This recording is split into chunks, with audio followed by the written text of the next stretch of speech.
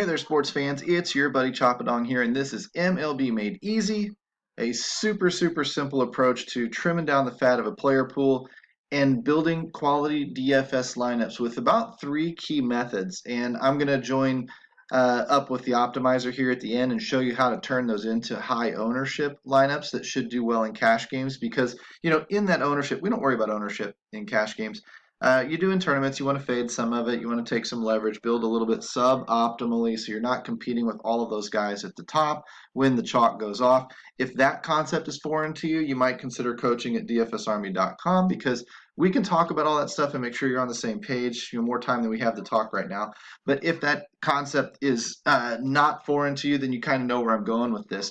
Inside the chalk is some insulation. If 38% of people own a guy and he tanks, then that takes 38% of you down with it. And you can still beat a generous portion of those players and then get inside the top cash line, the top 50% regardless. You're not going to win a GPP when that guy fails, but you are going to still get into those double ups and those triple ups and things. You can still pull off some nice little victories in spite of the chalk failing. If you hide around in that chalk, you may take 1 or 2 different players, but you're not doing it for the sake of being different. You're very much almost trying to build the highest chalk lineup you can. Quick analogy, I used to play in a confidence pool league in the NFL with some buddies, and it was not a spread game. It was just a pick the winner, straight wins game.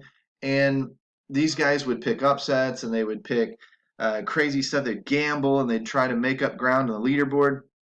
And I knew that that was an amateurish way to go about it. So if I could just establish the bar myself really high, then I would build a bigger and bigger lead throughout the season. They would have to start gambling to get over me, and then they would just fall on their face even more. I know from playing softball in the summer times that if I play a shallow center field, guys try to jack it over my head. And when you try to jack it over my head, you stop thinking about line drives and you end up popping balls up. And it makes my life easier too. Yeah, you get burned on occasion, but over the course of a season, you don't get burned nearly as often as you take hits away from the other guy.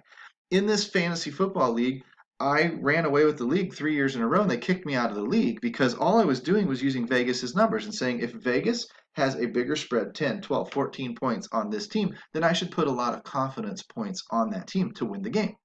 And if they don't have a lot of a big point spread on the team, 1 point, 2 points, pick them, whatever, then I should probably only put 1 point or maybe 2 points of confidence on that team. And I ranked my teams accordingly, just looked at the paper Thursday or Friday, did the Vegas numbers, and put my picks in and just destroyed the league. Why? Because over a large sample size, I couldn't be beat playing the ownership game, playing the smart game. And cash games and 50-50s are very much the same in DFS. So let me show you how to do that really quickly here. And while we're here, like, subscribe to the video, read the comments, read the description of the video. Find in there a 50% off coupon using code PLAYOFFS to become a VIP. 50% off your first month. 50% off your first month. All sports, all tools, all coaching, all everything, completely all-inclusive VIP membership. And then you can decide whether or not you want to stay. So try us for half price. You heard it here first. Tell them I sent you, whatever the case may be. And let's start building fundamental lineups. Let's play 3 or 4 sports at a time and mitigate our losses and start treating this as an investment portfolio as opposed to just a hobby, right? We can teach you to do that inside dfsarmy.com. So click the link, get inside, say hi to me, and we'll talk even more than we do out here. But trimming the fat off of the MLB slate is really simple. You start off with the pitchers. You come over here to the K-score in the chop shop. And once this resets for me,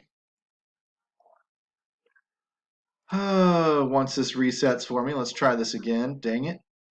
Oh, this is aggravating. Come on. We're just going to have to reset the whole darn system. Good news is this system doesn't take very long, so you can have these little snafus along the way, and you're going to notice it happens just in the same amount of time for me as it does for you. And I'm not doing any trickery in these videos. I'm just flat out showing you how quick this process is. Go to the time stamp here, kick down the filter, take the early games off of there, so you're only dealing with the main slate games. Slide back over to the chop shop, sort by descending order. Blake Snell, Woodruff, Gomber, Kikuchi pop to the top. I'm looking for numbers over 500. Those guys are going to be in my lineups. Those are my pitchers. Okay? Now, here's one thing I do want to point out to you. 9,300 for Blake Snell at a 571 K score versus 8,900 for Kikuchi. That's not much of a price savings, is it? But the 571 versus the 497 is a pretty darn big difference. So Snell has a much stronger K matchup, strikeout matchup tonight than Kikuchi does. And so I wouldn't save the $400. I would eat the price in Snell. Now, would I go all the way up to Woodruff at 10-7? Why would I pay $1,400 more for a lower strikeout potential? You know what I'm saying? Now, it's very possible Woodruff could have the better night than Snell, but if we did this 100 times, Snell's probably going to have the better night most of the time. And so I'm going to pay less and get more. That's the nature of value. That's the nature of playing a smart game. Could I include Austin Gomber in there? Sure. I would take him over Woodruff because with Woodruff at 10-7, that's a almost $3,000 savings, $2,300 savings. And the difference in K-score is pretty negligible. The difference in K-score between 524 and 571 is significant. So I might decide whether I want to, spend up that $2,000 or save the whatever. But this $3,000 I definitely would save. Okay. Hopefully that makes some sense to you in terms of how you might use those numbers with some salary and determine what pitcher you might. Now that's more of a league move or something. It's not a straight cash move. Straight cash move, you probably just play the chalky guy and move on. And I'll show you how to do that in a second. But what I'm also going to look for, I'm sorry, I missed my column, is I'm going to sort W score too. This is for stacks. Sort by descending order and bring the bad WOBA scores to the top. These are the bad WOBA matchups. These are pitchers that have a hard time shutting offenses down and are facing offenses that might be pretty good. So when you see a Sam Hinch's up here at 5,600, the pricing algorithms have it figured out. The cheap pitchers are usually pretty bad. The expensive pitchers are usually pretty good. So you could also that's another method you could use for finding your stacks. Find the 5 cheapest pitchers on the slate, stack against them. It happens. It's a smart way to play. It's simple. It's easy. Nobody thinks that the game it has to be more complicated than that. No, it really doesn't. It really doesn't. So I come into here and I'm looking for the higher WOBA scores because I like those. That also gives the offense a factor. And I slide over here to the opponent column. And Detroit, top offense of the night? Probably not. That is more of an indictment of Sam Hinch's than it is how powerful the Tigers' offense is. But it tells you how bad Hinch's can be. And it tells you that puts Detroit in a good spot by default. And that makes Detroit relevant by default. So if you see low ownership on Detroit tonight, you should probably take that gamble and jump on them. Okay, Baltimore, same thing. Chicago White Sox facing St. Louis could be a similar spot. Now, it's not that Kim here in St. Louis is a bad pitcher or that Chicago is some mind-blowing offense. It's a combination probably of bad to mediocre versus, an offense that's good, versus great, but good. And so if you've got a good offense and a bad to mediocre pitcher, that boosts that WOBA score. It puts it on par with a Hinch's. You've got a bad offense and a bad pitcher, and then in the KK situation, you've got a, okay pitcher versus a good offense, not a great offense, but a good offense. And that can balance things out and make them relatively comparable so that both stacks make sense. That's what that number does. Even Blake Snell, it has a WOBA score that's up there towards the top tonight. So I wouldn't be surprised if Blake Snell got shelled by a minute. It'd be really smart to run a few lineups with Snell in them and then run a few lineups with Brewers in them and then put them in tournaments. And then no matter which outcome happens, you're happy because some of your lineups are doing pretty well. That's how you play baseball. You play the randomness, you play the volatility, and that's how you play baseball successfully in this game. So that's roughly 3 or 4 stacks and 3 or 4 pitchers for you, okay?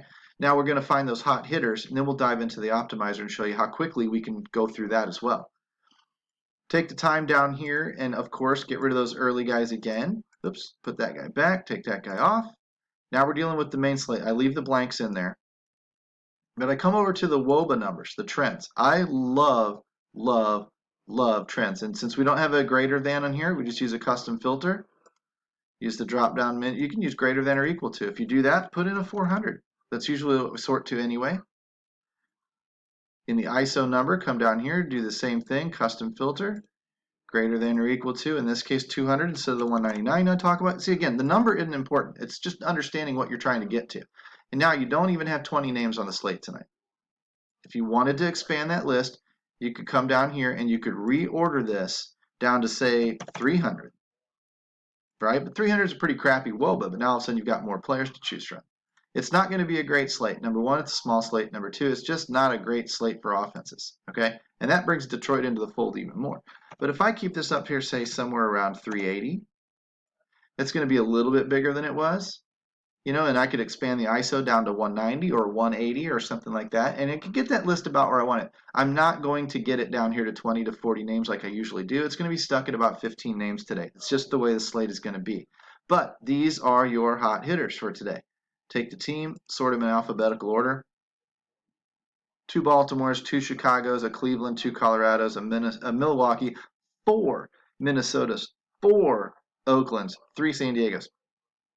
These are the pretty good stacks. If they run up against a bad pitcher, you know, you're going to want to use those guys.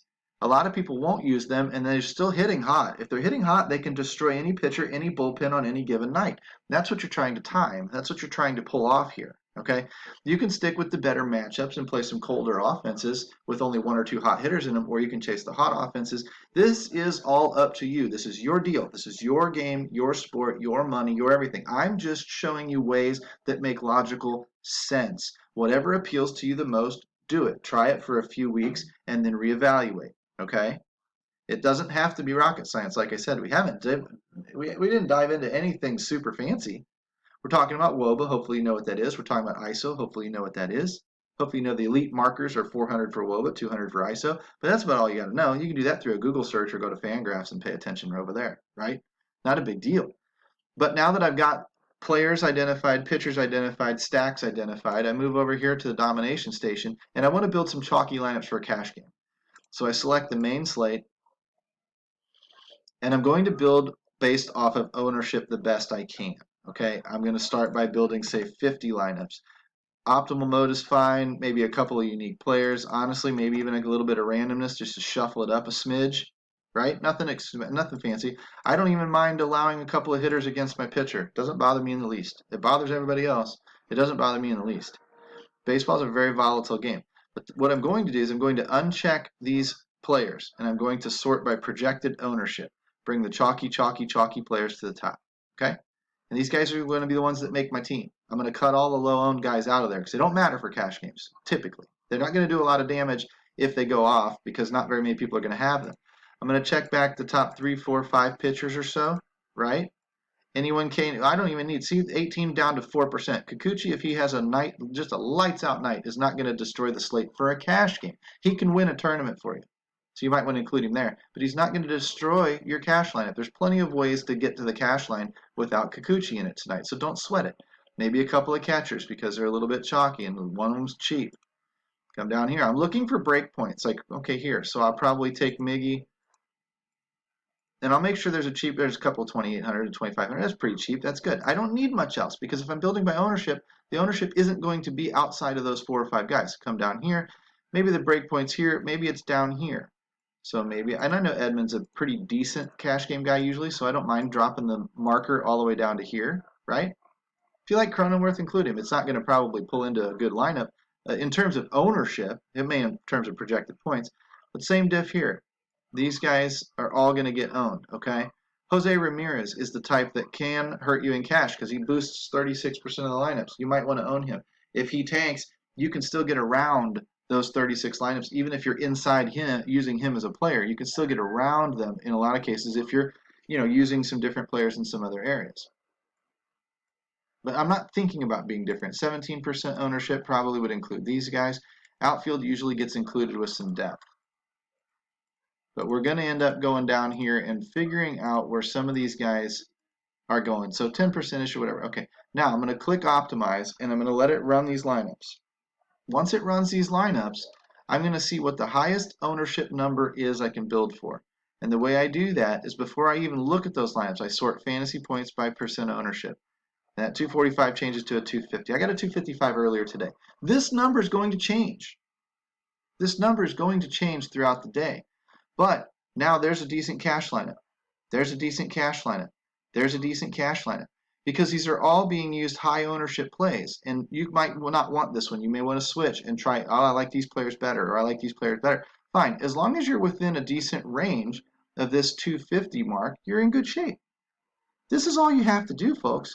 And you're going to have probably strong success in any cash game that you play. And you learned it here for free. If you want more coaching and you want more depth and more detail, you come inside and become a VIP. And I'll talk to you until I'm blue in the face. It's what I do for a living. Take care, guys. This has been Chop and Dong. This is Monday, May 24th. Baseball Slate, baseball made easy. Peace out.